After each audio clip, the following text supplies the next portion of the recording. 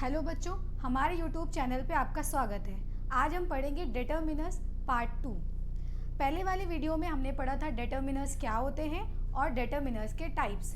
हमने किया था आर्टिकल पढ़ा था, हमने डेमोन्स्ट्रेटिव पढ़ा था, पॉजेसिव पढ़ा था और क्वांटिफायर्स पढ़ा था। आज हम पढ़ेंगे क्वांटिफायर्स को और भी ज़्यादा डिटेल में। Let's begin with the video.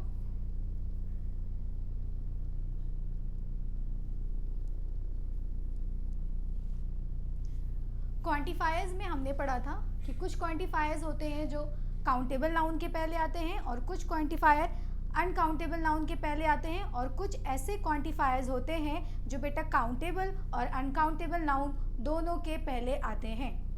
तो अब हम शुरू करेंगे आ फ्यू और फ्यू से। शुरू करने से पहले मैं फिर बता देती हूँ बेटा, डिटर्मिनर्स और टाइप्स ऑफ डिटर्मिनर्स जिन्होंने नहीं पढ़ा है वो मेरा पहला वीडियो जाकर देखें, उससे पढ़ें और उसके बाद यहाँ से कंटिन्यू करें। ठीक है।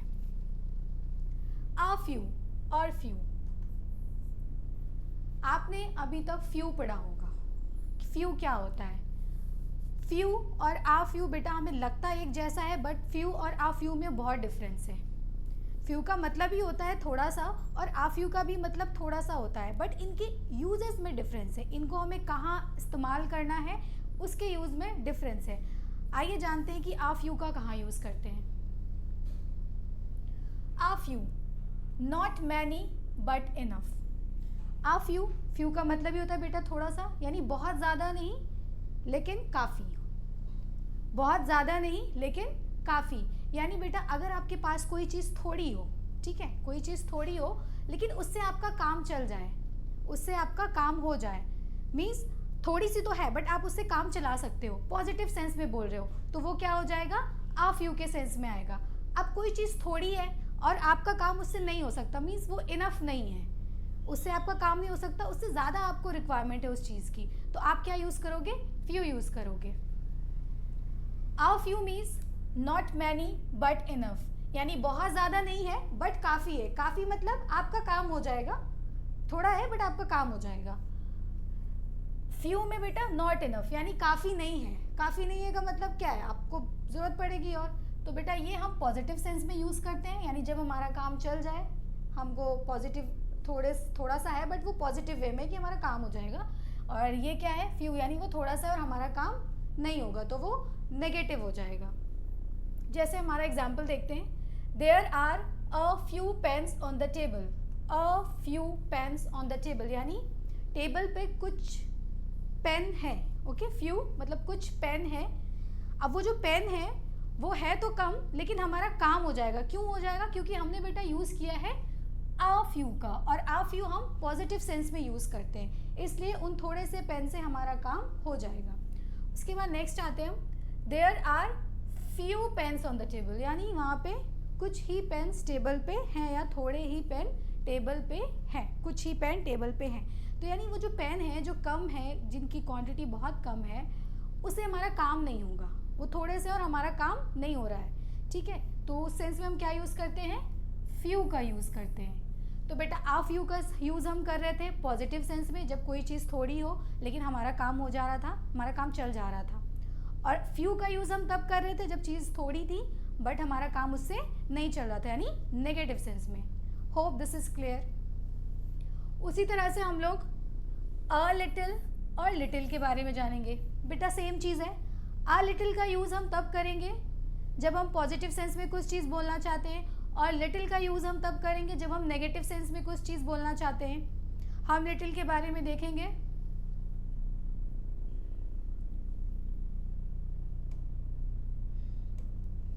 थोड़ा सा मिस्टेक है बेटा, नॉट मच बट इनफ, यानी ज़्यादा नहीं है बट काफ़ी है, ज़्यादा नहीं है बट काफ़ी है। और लिटिल में क्या है? नॉट इनफ, यानी काफ़ी नहीं है। ऊपर वाले में बेटा क्या था? ज़्यादा नहीं है बट हमारे लिए काफ़ी है, हमारा काम हो जाएगा। लेकिन नीचे वाले में क्या है? काफ़ी नहीं है। काफ़ी नहीं का मतलब काम नहीं होगा हमारा, यानी ये हमारा पॉजिटिव सेंस में हो गया और ये हो गया हमारा नेगेटिव सेंस में। इसका एग्जाम्पल देखते हैं। There is a little water in the bottle. A little, यानी बहुत थोड़ा सा पानी है, बहुत थोड़ा सा पानी बॉटल में है, लेकिन जो पानी बॉटल में है उससे हमारा काम हो जाएगा, उसको हम पी लेंगे, वो इनफ है हमारे लिए, इट्स इनफ है थोड़ा सा बट काम चला सकते हैं, ठीक है।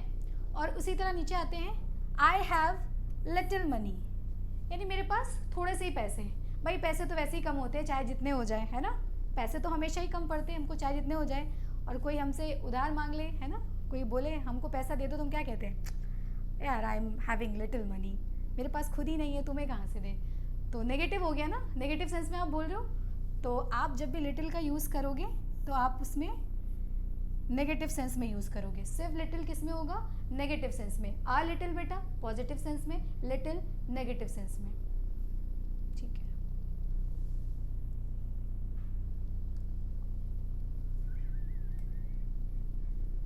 ठीक है, अब उसी तरह हमने फ्यू, आ फ्यू, लिटिल, आ लिटिल पढ़ लिया। अब हम पढ़ेंगे सम के बारे में। सम का मतलब क्या होता है, कुछ, राइट, कुछ होता है। सम का यूज़ बेटा हम काउंटेबल और अनकाउंटेबल नाउन दोनों के लिए करते हैं। इससे पहले जो हमने अ लिटिल और लिटिल पढ़ा था उसका यूज़ हम अनकाउंटेबल नाउन के लिए करते हैं, लेकिन सम का यूज़ हम काउंटेबल नाउन और अनकाउंटेबल नाउन दोनों के पहले करते हैं, ठीक है। आइए देखते हैं। आई हैव सम एप्पल, यानी मेरे पास कुछ सेब हैं। आई हैव सम एप्पल, मेरे पास कुछ सेब है। अब क्वांटिटी नहीं पता है, एग्जैक्ट क्वांटिटी नंबर भी नहीं आपको पता चलेगा बेटा क्वांटिफायर्स में, आपको सिर्फ क्वांटिटी, मात्रा उसकी पता चलेगी, अमाउंट, नंबर नहीं पता चलेगा कि सेब 1 था, 2 था, 3 था, सिर्फ आप कुछ जानोगे। फ्यू, सम, ऐसे वर्ड्स का यूज़ करते हैं हम क्वांटिफायर्स में। फिर आते हैं, please give me some water, ठीक है। हमने देखा नेक्स्ट वाले में क्या है, please give me some water.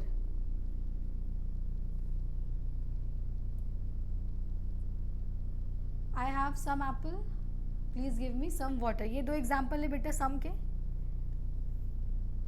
Okay. अब हम पढ़ेंगे एनी के बारे में। एनी का बेटा हम जनरली नेगेटिव पर्पस के लिए यूज़ करते हैं, नेगेटिव पर्पस के लिए यूज़ करेंगे। और दूसरा, आप अगर क्वेश्चन पूछना चाह रहे हो तो भी आप एनी का यूज़ कर सकते हो। मोस्टली जो एनी का यूज़ होता है वो दो सेंस में होता है, एक तो क्वेश्चन आप जो पूछना चाह रहे हो और दूसरा निगेटिव सेंस में, ठीक है। आइए देखते हैं निगेटिव सेंस का क्या मतलब है। जैसे हमने हमारे एग्जाम्पल में देखा, I do not have any pen, any का जो हिंदी होता है बेटा दैट इज कोई, ठीक है। I do not have any pen, यानी मेरे पास कोई पेन नहीं है। नेगेटिव है ना, नहीं का मतलब नेगेटिव, मेरे पास कोई पेन नहीं है, ठीक है। हमने नेगेटिव सेंस जान लिया। अब नेक्स्ट वाले में आते हैं, do you have any information, do you have any information, question mark लगाए बेटा। एनी इंफॉर्मेशन, क्या तुम्हारे पास कोई इंफॉर्मेशन है, हम पूछ रहे ना सवाल, तो क्या तुम्हारे पास कोई इंफॉर्मेशन है, तो इसका जवाब यस और नो में आएगा, ओके। अब यहाँ पे फिर देखो बेटा, एनी का यूज़ जो है हमने एक बार काउंटेबल नाउन के लिए किया है और एक बार अनकाउंटेबल नाउन के लिए किया है, यानी एनी का यूज़ भी हम काउंटेबल और अनकाउंटेबल नाउन के पहले कर सकते हैं, ओके। तो एनी का यूज़ कर रहे थे हम लोग बेटा, एक तो नेगेटिव सेंस में, दूसरा आस्किंग क्वेश्चन, हमने एग्जाम्पल देखे, I do not have any pen, यानी मेरे पास कोई पेन नहीं है। फिर हमने क्वेश्चन पूछा, do you have any information, यानी तुम्हारे पास क्या कोई इन्फॉर्मेशन है, तो हम सवाल कर रहे हैं ना सामने वाले से कि कोई इन्फॉर्मेशन है कि नहीं है, ओके। अब नेक्स्ट पे आते हैं, a number of. A number of हम यूज़ तब करते हैं जब हमारे पास कोई चीज़ ग्रुप में हो या एक से ज़्यादा हो, है ना, बहुत हो, एक से ज़्यादा हो और ग्रुप में हो, ठीक है। जैसे बहुत ज़्यादा किसी चीज़ की क्वांटिटी है तो हम उसके लिए यूज़ करते हैं अ नंबर ऑफ। नंबर ना बताने के बजाय हम कहते हैं a number of. A number of children were playing in the garden, देखो a number of children were playing in the garden, यानी बहुत सारे बच्चे थे तो हमने उसके लिए क्या यूज़ किया, अ नंबर ऑफ चिल्ड्रन।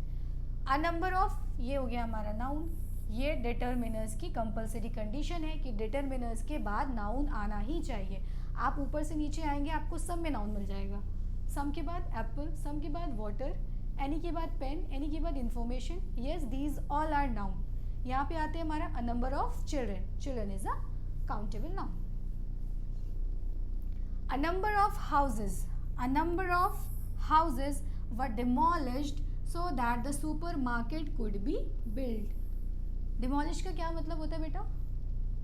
Demolish का मतलब होता है जब हम घर वर को गिरा देते हैं. Demolition, the process of demolition. जब हम घर वगैरह को, आपने देखा होगा जब गवर्नमेंट को कोई सड़क बनानी होती है तो किनारे किनारे के सारे घर गिरा दिए जाते हैं ना. That is called demolition. ठीक है. तो यहाँ पे लिखा है a number of houses were demolished so that the supermarket could be built. यानी सुपरमार्केट बनाने के लिए बेटा बहुत सारे घरों को गिराया जा रहा था. Okay. A number of houses यानी बहुत सारे घर थे. और देखो a number के बाद बेटा हमारा नाउन आया है houses, यानी हमारी कंडीशन फुलफिल हो रही है. तो ये हमारा a number of क्या हो जाएगा? डिटरमिनर्स हो जाएगा. ओके. तो हमने जाना फ्यू का यूज़, लिटिल लिटिल का यूज़, सम का यूज़, एनी का यूज़, अ नंबर ऑफ का यूज़. अब हम जानेंगे, अब हमारा क्वांटिफायर्स ख़त्म. वैसे तो बेटा बहुत सारे वर्ड हैं, बट ये आपके मेन वर्ड्स थे जो आपको हेल्प करेंगे, जिसकी आपको ज़्यादा ज़रूरत पड़ती है. ठीक है. उसके बाद हम पढ़ेंगे अब बेटा नंबर डिटर्मिनर्स. हमारा नेक्स्ट डिटर्मिनर्स क्या है? Number determiner. नंबर से आप क्या समझते हो? Very simple. 1 2 3 4 5 है ना, बचपन में काउंटिंग की थी. That is what number. यानी बेटा हम नंबर में वो डिटर्मिनर्स पढ़ेंगे जो डिटर्मिनर्स हमको नाउन के नंबर के बारे में बताएंगे. क्या बताएंगे? नाउन के नंबर के बारे में बताएंगे. ओके बेटा. नंबर दो पार्ट में डिवाइड है. एक है कार्डिनल और दूसरा है ऑर्डिनल. कार्डिनल में आता है आपका सिंपली 1 2 3 4 एक्सेट्रा, और ऑर्डिनल में आएगा आपका first, second, third, fourth, like 22nd, 24, 25, 33 like this. ठीक है. This is the basic difference. बेटा कार्डिनल में क्या आ रहा है? नॉर्मल नंबर 1 2 3 4, और ऑर्डिनल में क्या आ रहा है? First, second, third. इंग्लिश में जैसे हम नंबर बोलते हैं first, second, third, fourth, fifth, sixth, like that. ठीक है. अब इसका एग्जाम्पल देखते हैं. पहले हम एग्जाम्पल करेंगे कार्डिनल नंबर का. I ordered 2 cakes. 2 is a number cardinal. Okay. और बेटा देखो 2 के बाद केक्स आया है विच इज नाउन. फिर आते हम, there were 20 students in the class. तो क्लास में कितने बच्चे थे बेटा? यानी क्लास में कितने बच्चे थे? 20 बच्चे थे. हमने नाउन की क्वांटिटी बताई ना, नाउन की क्वांटिटी बताई. डिटरमिनर्स का क्या काम होता है? नाउन के बारे में बताना. यहाँ स्टूडेंट्स के बारे में क्या पता चला कि स्टूडेंट्स कितने थे? 20 थे. Okay. There were 20 students in the class. तो ये 20 हमारा क्या हो जाएगा? Determiners of number. अब ऑर्डिनल पे आते हैं. First, second, third, fourth. जैसे जॉन वॉन फर्स्ट प्राइज. तो बेटा ये फर्स्ट आ गया हमारा डिटरमिनर्स, और इसके जस्ट बाद आया है prize which is a noun. This is my second chance. Second is your determiner and chance. Okay, this is my second chance. ये बहुत सिंपल था. बस आपको दो चीज़ याद रखनी है, कार्डिनल, ऑर्डिनल. कार्डिनल में 1 2 3 4, ऑर्डिनल में first, second, third, fourth. Very simple. ये हो गया हमारा. अब हम पढ़ेंगे इंटेरोगेटिव, जो कि इससे भी ज़्यादा सिंपल है. यस, बहुत बहुत बहुत ज़्यादा सिंपल है.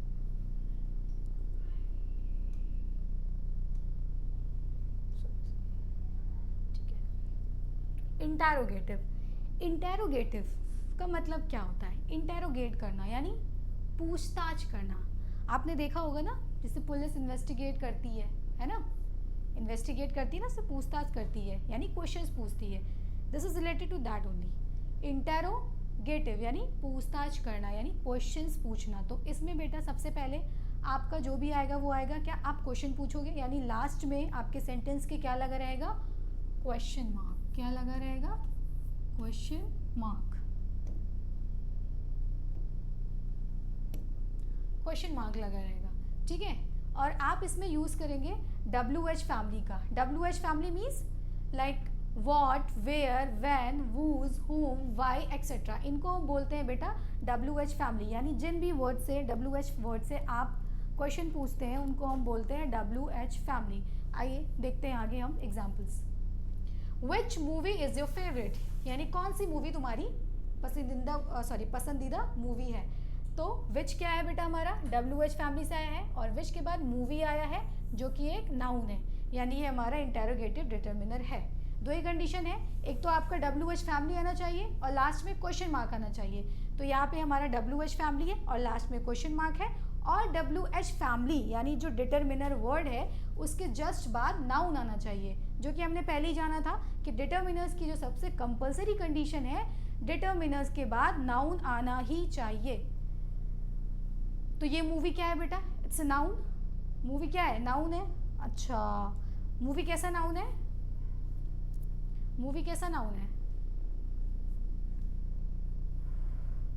कॉमन नाउन है ना। हमें मूवी का नाम नहीं पता ना, मूवी का नाम नहीं पता तो इट्स ए कॉमन नाउन। नाम पता होता तो क्या होता, प्रॉपर नाउन होता। ठीक है, नेक्स्ट देखो, what dress are you going to wear, यानी क्या, कौन सी ड्रेस या क्या ड्रेस तुम पहनने वाली हो। ठीक है, तो हमें ड्रेस के बारे में भी पूछा है, हमें पता नहीं है कि ड्रेस वो कौन सी पहनेगी।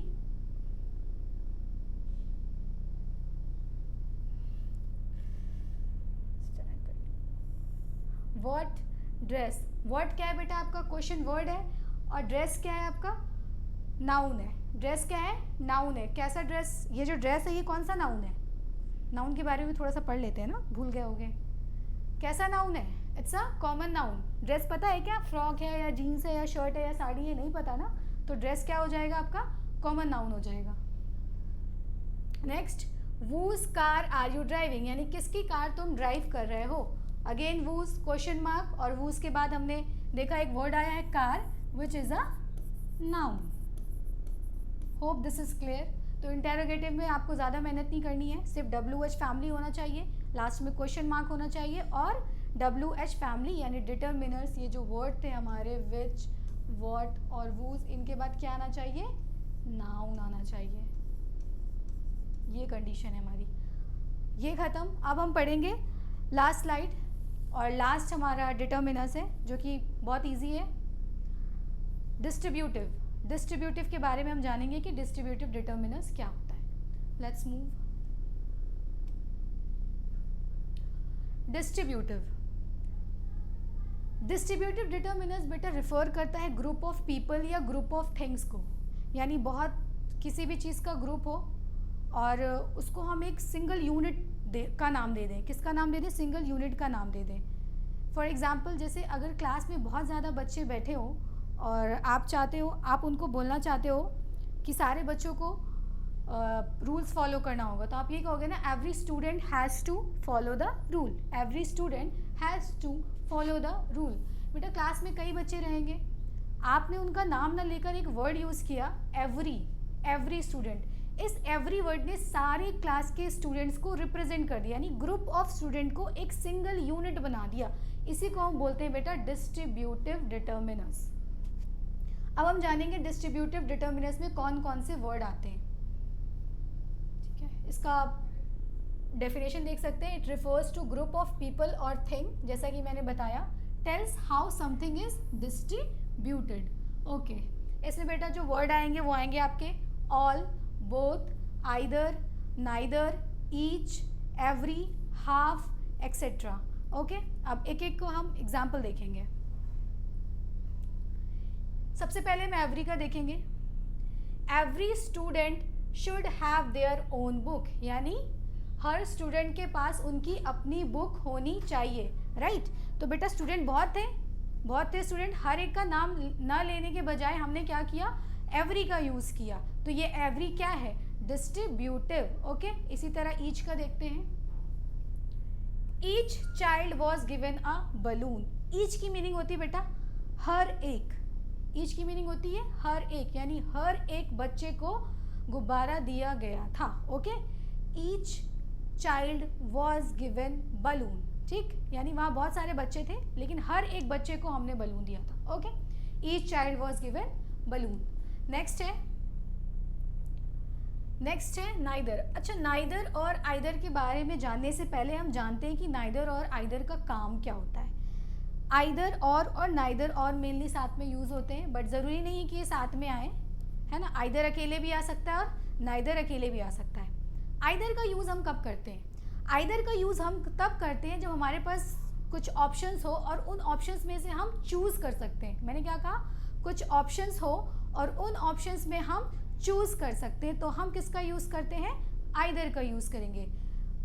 उसके अपोजिटली अगर हम नाइदर की बात करें, तो अगर हमारे पास ऑप्शंस दिए हो और उन ऑप्शंस में से हम कुछ नहीं चूज़ कर सकते, तो उस केस में हम नाइदर का यूज़ करते हैं। तो आप ये भी कह सकते हो आइदर का यूज़ आप पॉजिटिव सेंस के लिए करते हो और नाइदर का यूज़ आप नेगेटिव सेंस के लिए करते हो। ठीक है, फॉर एग्जाम्पल जैसे मैं कहूँ, you can buy either pencil और pen. Let me write it.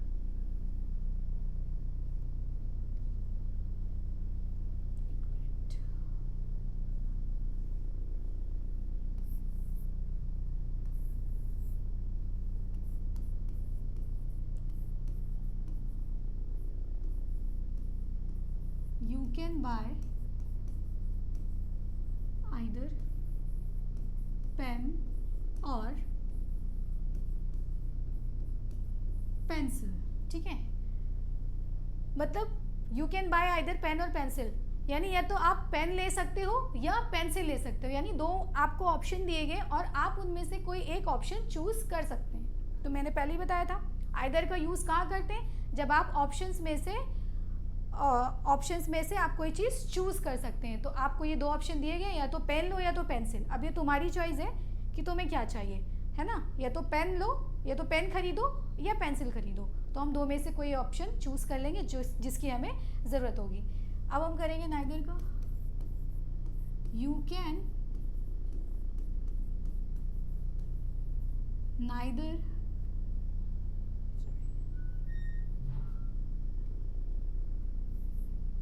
you can buy neither pen nor pencil, है ना।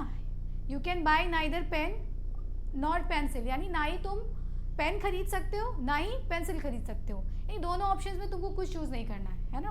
हो सकता है मार्केट गए हो और आपके पास घर पे बहुत सारी पेन पेंसिल रखी हो, तो मम्मी कहेंगी no, you can buy neither pen nor pencil, ना तुम्हें पेन खरीदना है ना ही तुम्हें पेंसिल खरीद सकते हो तुम। ठीक है, अब घर पे बहुत सारी रखी हुई है, यानी ऑप्शन ही नहीं है, कोई ऑप्शन बचा ही नहीं। तो आइदर का यूज़ कर रहे थे बेटा जब ऑप्शन में से यू कैन चूज़, और नाइदर का यूज़ हम तब करेंगे जब हम ऑप्शन में से चूज़ नहीं कर सकते। बस यही डिफरेंस था। अब आते हैं हम हमारे एग्जाम्पल पे। Neither dress fits me now. Neither dress fits me now, यानी कोई भी ड्रेस मुझे फिट नहीं हो रही है। जितनी भी ड्रेस है मेरे पास उनमें से कोई भी मेरे पास फिट हो ही नहीं रही है, यानी ऑप्शन ही नहीं है किसी ड्रेस का मेरे पास। अब क्या करना पड़ेगा, नया लेना पड़ेगा, शॉपिंग पे जाना पड़ेगा। ठीक है, तो neither dress fits me now मतलब बेटा कोई भी ड्रेस मुझे फिट ही नहीं हो रही है। मोटे हो गए होंगे या पतले हो गए होंगे, है ना, सबकी अपनी अपनी problem. Okay, you can use either door. You can use either door का मतलब बेटा, शायद आप कमरे में बैठे हो, 2-3 दरवाजे वहाँ पे, और आपने पूछा किस दरवाजे से जाऊँ मैं, तो आपके फ्रेंड ने बोला you can use either door, यानी कोई भी डोर तुम चूज़ कर सकते हो, है ना, ऑप्शन है, कोई भी डोर आप चूज़ कर सकते हैं। आपको जितने भी था आपको ऑप्शन है कि कोई भी एक डोर से तुम जा सकते हो जिससे तुम्हारा मन हो। तो इसमें ऑप्शन मिल गया, और नाइदर वाले में भाई ऑप्शन ही नहीं मिल रहा था। अब तो बहुत मोटे हो गए, पुराने कपड़े आ ही नहीं रहे, है ना। ओके, अब चलते हैं थोड़ा रेलवे स्टेशन पे। सोच रहे हो कि मैम कहाँ कहाँ ले जा रही हैं। हाँ बेटा, थोड़ा सा रेलवे स्टेशन पे चलेंगे हम। ऑल के बारे में पढ़ते हैं। ऑल, सब लोग, बहुत सारे लोग होते हैं ना रेलवे स्टेशन पे। All passengers are requested to take their respected seats. ये आपने सुना होगा, जनरली रेलवे स्टेशन पे जो अनाउंसमेंट होते रहते हैं ना, जब ट्रेन आने वाली होती है तो बोला जाता है ना कि all passengers are requested to take their respected seats. ठीक है, ऑल का मतलब होता है बेटा सभी। ठीक है, यानी सभी पैसेंजर्स को यहाँ बोला जा रहा है कि सभी यात्री अपनी अपनी सीट ले लें। ठीक है, उनसे आग्रह किया जा रहा है, अनुरोध किया जा रहा है कि वो अपनी अपनी सीट ले लें। ठीक है, ऑल का यहाँ पे यूज़ है। All plants need water. All का मैंने बताया हिंदी क्या होता है, सभी। तो यानी सभी पेड़ों को किसकी ज़रूरत होती है, पानी की ज़रूरत होती है ना। किसकी ज़रूरत होती है, पानी की ज़रूरत होती है। तो all plants need water. Okay, अब हम पढ़ेंगे थोड़ा सा बोथ के बारे में। बोथ का मतलब क्या होता है बेटा, बोथ का मतलब कोई दो चीज़, कोई दो लोग जब काम कोई चीज़ सिमिलर कर रहे हो तो बोलते दोनों ये चीज़ कर रहे हैं ना। जैसे आइए, both Mary and Sheri pass the exam, यानी मैरी और शेरी दोनों ने, बोथ का क्या मतलब हुआ, कोई दो लोग, यानी दोनों ने एग्ज़ाम पास कर लिया, ठीक है। Both Mary and Sheri pass the exam, यानी दोनों मैरी और शेरी ने एग्ज़ाम पास कर लिया। तो बोथ का यूज़ हम करते हैं जब कहीं दो लोग या तो चीज़ होती है और उनको एक साथ लाना होता है। ओके फाइन, तो ये था बेटा हमारा determiners, and hope determiners is clear.